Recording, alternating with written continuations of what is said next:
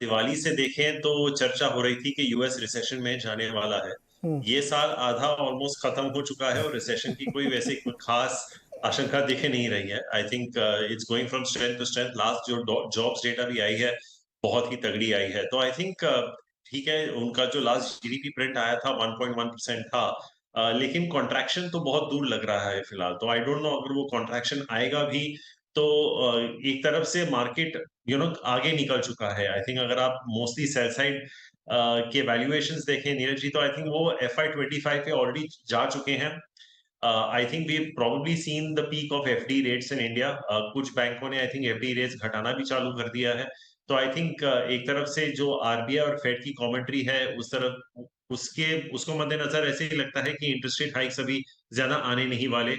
अगर RBI governor की speech की बात करें तो वो उन्होंने बहुत विस्तार में रूरल इकोनॉमी की बात की थी। I think the fact that he said rural economy is starting to look up. Corporate balance sheets की उन्होंने बात की जो कम्प्लीटली ऑलमोस्ट डी लेवर हो चुके हैं। और जैसे सुदीप जी ने भी कहा था, मानसून की अभी प्रिडिक्शंस काफी हद तक नॉर्मली हैं।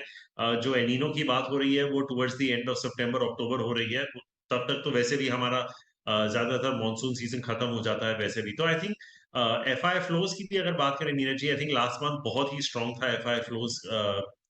I think for since 2022 August, I think it was the best month we've had in terms of FI inflows. तो आई थिंक ये सब अगर एक टोटालिटी में ले लें, क्रूड भी अगर आप देख लें तो आई थिंक 70-75 के रेंज में आ गया है। कुछ महीने कुछ हफ्तों पहले वो 80-85 के रेंज में था। तो I think as an aggregate level I think it's not looking as bad as it should have been. कहीं लोगों ने कुछ ज्यादा ही पेसिमिस्टिक व्यू ले लिया था। हम भी शायद उस कैंप में थे कि अब तक शायद रिसेशन आ जाना चाहिए था, बट क्योंकि नहीं आया है इसीलिए आपका मार्केट इज एट न्यू हाइस। दूसरी चीज ऑब्वियसली नीरज जी आपने नोटिस किया होगा कि बैंक निफ्टी ने तो नया हाई ऑलरेडी बना दिया है। So banks are operating at peak best asset quality, peak peak net interest margin, best of credit growth.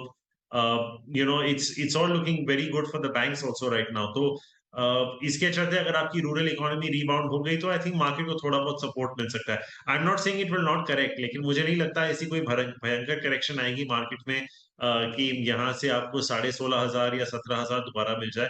I think थोड़ी बहुत अगर इधर उधर आ भी गई, I think there is enough cash on the sidelines to be buying into every day.